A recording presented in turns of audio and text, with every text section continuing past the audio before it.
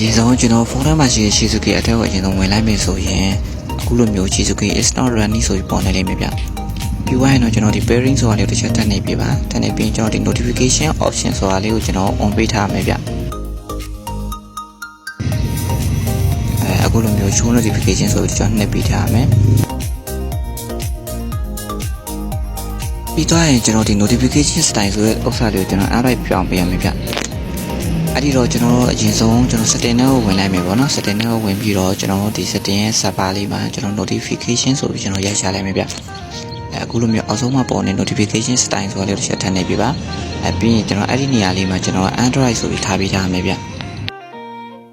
ပြီးရင်တော့ကျွန်တော်ဒီ Shizuki အထက်ကိုပြန်သွားပြီးတော့ကျွန်တော်ဒီ development option ဆိုတဲ့နေရာလေးကိုနှိပ်ပေးရမယ်ဗျ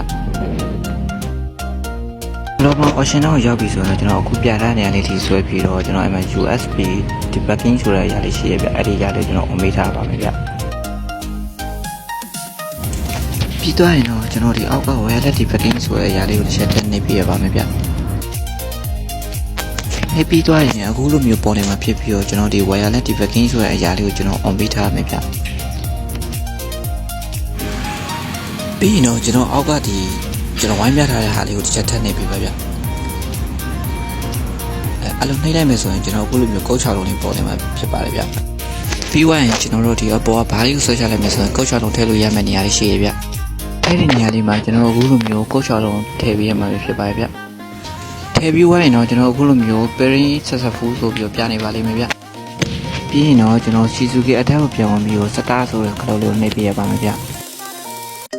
နေပြီးတော့ရင်တော့ကျွန်တော်ခဏလေးစောင့်ပေးပါဗျ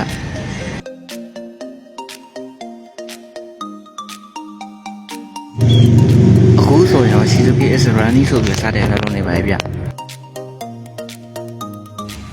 ပြီးရင်တော့ကျွန်တော်ဒီ authorize ဆိုတဲ့နေရာလေးတစ်ချက်ထည့်နေပေးရပါမယ်ဗျဒီနေရာမှာဘရို Shizuki app နဲ့တွဲပြီးတော့သုံးချင်တဲ့ application လေးတွေကို on ပေးမယ်ဆိုရင်တော့ရပါပြီဗျအခုလိုအဆုံးထိကြည့်ရှုပေးလို့ကျေးဇူးတင်ပါတယ်ဗျ